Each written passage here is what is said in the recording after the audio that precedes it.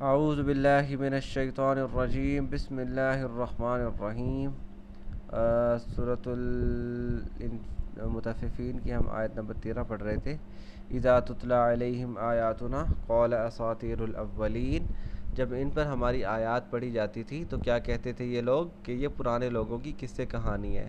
یعنی جو قصے کہانیاں بیان کرنے کا مقصد تھا وہ یہ تھا کہ ان لوگوں نے حد سے تجاوز کیا، ان لوگوں نے انبیاء کی نافرمانی کی تو ان لوگوں پہ کیسا عذاب آیا۔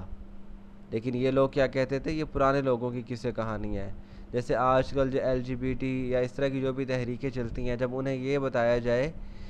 کہ قوم لوط پہ کس طرح کا عذاب آیا، انہوں نے بھی یہی بدکاریاں کی تھی، یہی اعمال کیے تھے اور اس کے بدلے ان پر کیا عذاب آیا، اور ہمیں ان عذاب سے بچنے کے لیے ان گناہوں سے جو اتنے بڑے بڑے گناہ ہیں جو اللہ کے غضب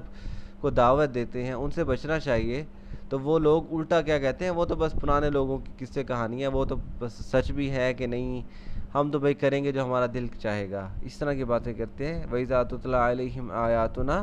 قَالَ أَسَاطِيرُ الْأَوَّلِينَ، ہمارے ذہن میں بھی اکثر جب کبھی کوئی گناہوں والی کیفیت چل رہی ہوتی ہے تو کوئی ہمیں مطلب انذار کرے کہ یہی کام کسی اور قوم نے بھی کیا تھا، فرعون نے بھی یہی کیا تھا،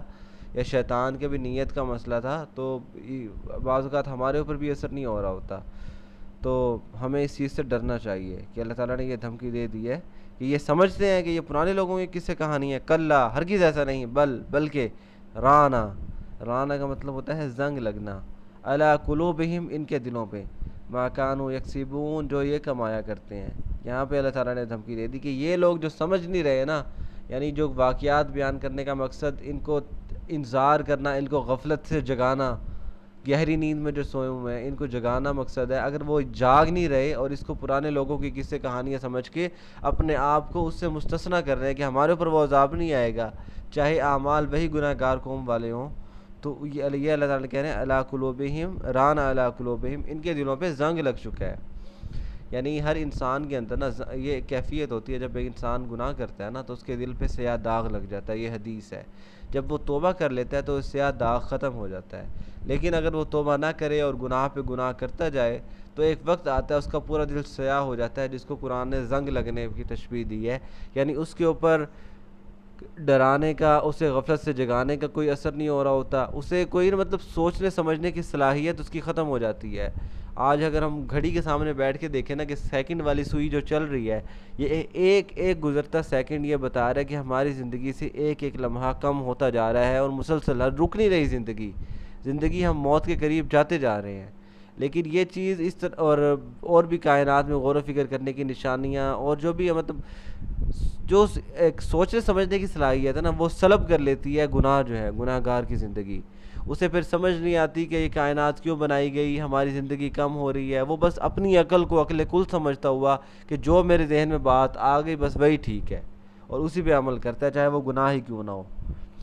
کلا بل ران علی قلوبہم ما کانوا یکسبون، ہرگز ایسا نہیں بلکہ ان کے دلوں پہ زنگ لگ چکا ہے، یعنی اب یہ سوچ سمجھ نہیں سکتے۔ کلا، ہرگز ایسا نہیں، انہم، یہ لوگ، بے شک یہ لوگ، ان ربہم، اپنے رب سے، یومئذ، اس دن،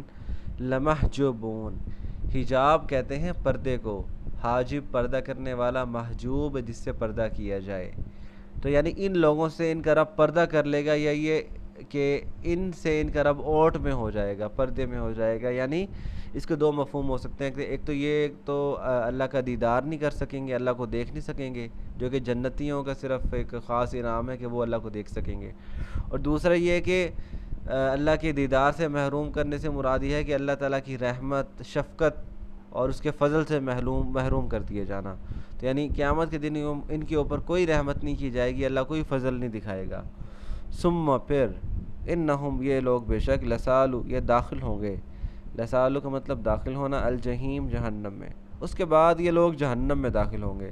ثم، اس کے بعد، یقالو، ان سے کہا جائے گا،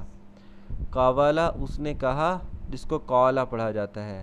یقولو، وہ کہتا ہے یا کہے گا، جس کو یقولو پڑھا جاتا ہے، یقولو، وہ کہتا ہے یا کہے گا، اس کا پیسو وائس یقوالو، وہ کہتا ہے یا کہے گا، ان سے کہا جاتا ہے یا کہا جائے گا، ٹھیک ہے، یقولو کو یقالو پڑھا جاتا ہے پیسو وائس، ثم یقالو پھر ان سے کہا جائے گا ھذا الذی یہ وہ چیز ہے کنتم تھے تم بہی جسے تکذبون جھٹلانے والے، یہ وہ چیز ہے جسے تم جھٹلایا کرتے تھے۔ اور یہی مضمون بڑے ہی بہترین انداز میں سورۃ الملک میں بیان کیا گیا ہے۔ کلما القی فیہا فوج، جب بھی جہنم میں ایک فوج کو ڈالا جائے گا، سألہم خزنتھا، تو جہنم کا جو داروغہ ہے وہ ان سے سوال کرے گا الم یأتکم نذیر، کیا تمہارے پاس کوئی ڈرانے والا نہیں آیا؟ قالو کہیں گے بلا کیوں نہیں، قد جاءنا نذیر، آیا تھا ایک ڈرانے والا ہمارے پاس، فکذبنا ہم نے جھٹلا دیا اسے، وقلنا ما نزل اللہ من شیء، اور ہم نے اسے کہا کہ اللہ نے کچھ نازل نہیں کیا، ان انتم الا فی ضلال کبیر، بے شک تو تم بڑی گمراہی میں ہو۔ وقالوا، اور وہ کہیں گے لو کننا نسمع و ناقل، کاش اگر ہم نے سنا ہوتا یا ہمیں تھوڑی سی بھی عقل ہوتی، ما کننا فی اصحاب السعیر، تو آج ہم جہنم والوں میں شامل نہ ہوتے۔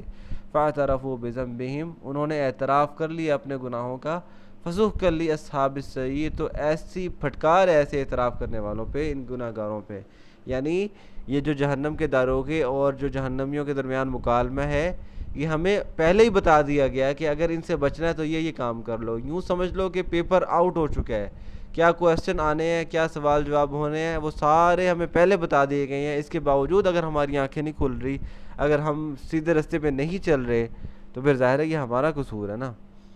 تو یہ آیت نمبر 17 تک کل انشاءاللہ آگے پڑھیں گے۔ وما علینا الا البلاغ المبین۔